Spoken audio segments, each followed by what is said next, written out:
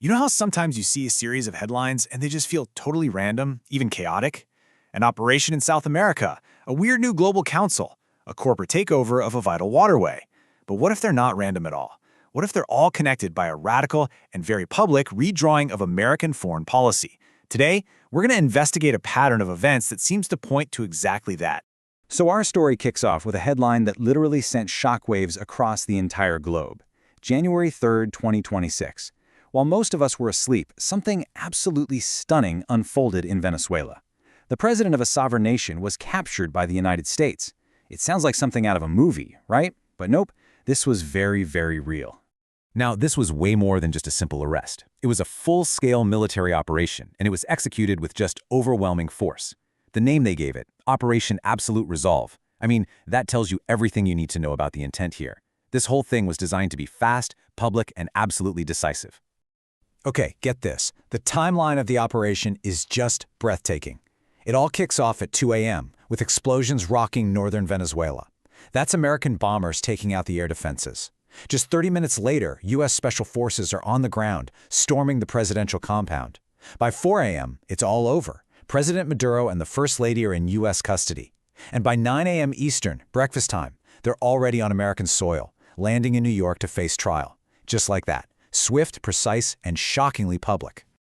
The capture of Maduro completely dominated the news, of course, but it wasn't the only piece moving on the chessboard.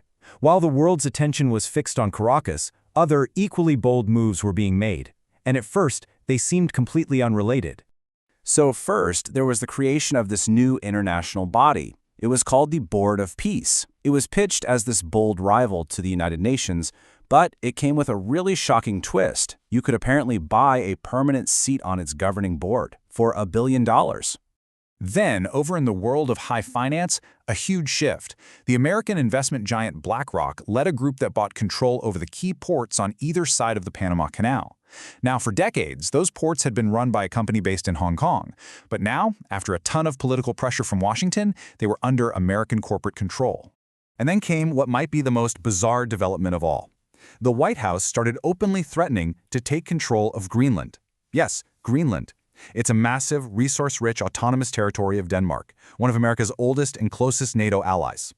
I mean, you can imagine, leaders in Europe were just stunned.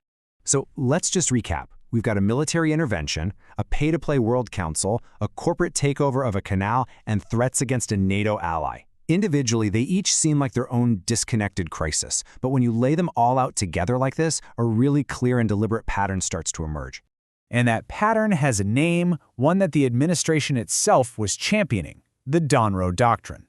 It's a very deliberate callback to the old 1823 Monroe Doctrine, which basically told European powers to stay out of the Americas.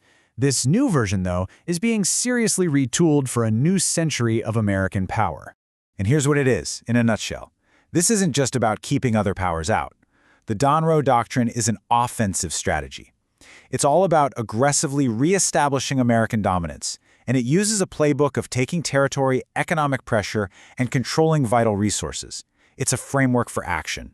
And look, this isn't just some clever name the media made up. This is official U.S. policy. It's pulled straight from the 2025 National Security Strategy. This quote, which they actually labeled the Trump corollary, is basically putting the world, especially rivals like China and Russia, on notice. It says that strategically vital assets in the Western Hemisphere are now considered totally off-limits, period. So how does a doctrine like this actually work in practice? I mean, it's not just a single policy, it's a whole strategy, and it seems to be built on 3 distinct pillars of power, each one designed to project American influence in a very different way. So the first pillar is what you could call corporate statecraft. It's basically merging the power of big money with foreign policy. And the Panama Canal is the perfect example. The goal was to get Chinese influence away from this critical global choke point. The method wasn't a treaty or military action, but a multi-billion-dollar deal, where the line between Wall Street and the White House just got really, really blurry to achieve a geopolitical goal. The second pillar redefines diplomacy itself, shifting it into a transactional model. So this moves away from traditional alliances and negotiations and moves toward an approach where global influence is treated like a series of high-stakes business deals. Basically, everything has a price and everything is on the table. The Board of Peace is really the crown jewel of this whole approach. I mean, just look at its executive board. It's so telling. You've got the president as chairman for life, sitting right next to the Secretary of State, a key presidential advisor, and the billionaire CEO of a private equity firm. It's this incredible blend of state power, personal loyalty, and private money. And this $1 billion price tag for a permanent seat, that just fundamentally changes the nature of global governance. It's no longer about consensus or shared values. It's a pay-to-play system where a country's influence can literally be bought and sold like a stock. And it really raises the question, where do smaller, less wealthy nations fit in when they can't afford a seat at the table? So the third and final pillar is military. But again, it totally breaks with tradition. Instead of relying on these big, treaty-based alliances like NATO, the Donroe Doctrine prefers smaller, more agile coalitions. We're talking about hand-picked groups of ideologically aligned partners who are ready and willing to use force. This coalition is called the Shield of the Americas. And the membership is so interesting. It's a group of 12 nations, mostly led by right-wing governments who share Washington's goals. They got together with the explicit goal to operationalize hard power, specifically to fight cartels and to counter China. But notice who isn't there. The region's biggest economies, Brazil, Mexico, and Colombia, they were deliberately left out. It creates this whole new power dynamic based not on economic might, but on ideological alignment. So you take these three pillars, corporate statecraft, transactional diplomacy, and these bespoke military coalitions, and together they are actively remaking America's role in the world. The tactical wins, like capturing Maduro or getting the canal ports, they're clear and tangible.